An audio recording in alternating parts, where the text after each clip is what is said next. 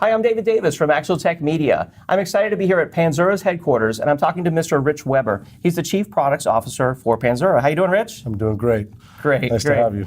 Yeah, so we've been talking about, who is Panzura? We talked about what is hybrid NAS, and in this time, I want to talk a little bit more about how do companies move big data files, quickly to the cloud. I mean, that seems like that's the bottleneck. The connection from their on-premises infrastructure to off-premises. They want to use the cloud, but they have a lot of data. So how can Panzura help? Well, that's kind of at the core of exactly what Panzura does. So data that's accessed and accessed frequently, you want to be as performant as possible.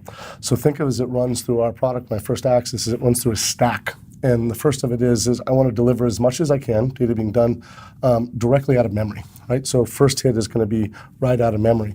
After that, I want everything to be as performant as possible. Metadata operations, things that are being read and written back often are going to be running out of flash. And the last thing I really want to have to do is go actually rely on a cloud read to do that. Everything in our product really is made to eliminate that. And when it does, to do it as quickly as possible.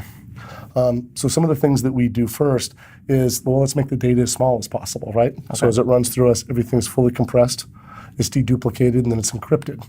And then it's efficiently stored in that cloud object store. And inside every one of our devices is all the metadata to read those objects, including the deduplication dictionaries.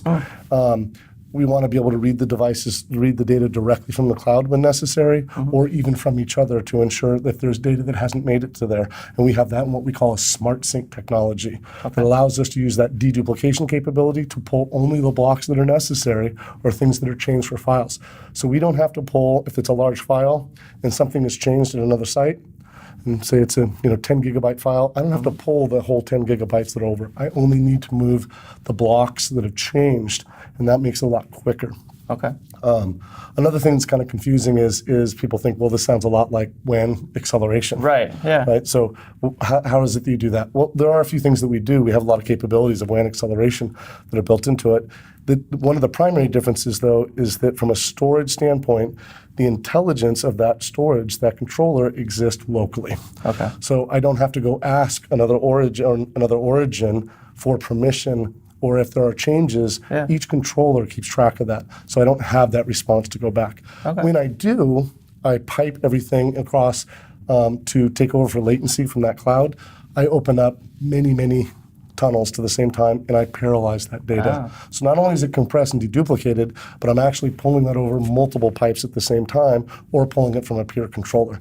And this helps reduce, in other words, it makes latency less important and bandwidth probably more important, right? And people have inexpensive, higher or larger pipes to the internet than say they do on a more expensive, smaller bandwidth, maybe lower latency MPLS line. Okay. And those are some of the things that we do to really try and make that faster. Okay, and some percentage of the files are also kept locally, is that true? Yeah, I mean, like I said, the most important thing is, if you think about it in the NAS world, and if you were to go back and look at your traditional NAS today, and if you were to do a scan and say, how much of my data have I accessed in the last 30 to 60 days, you're going to be either shocked or maybe not shocked, depending on the last time you looked at that. That percentage is very low. It's like 5 to 10%. Our cache space is usually sized to store about 10% of your footprint, and again, compressed and deduplicated to go through in high performance flash.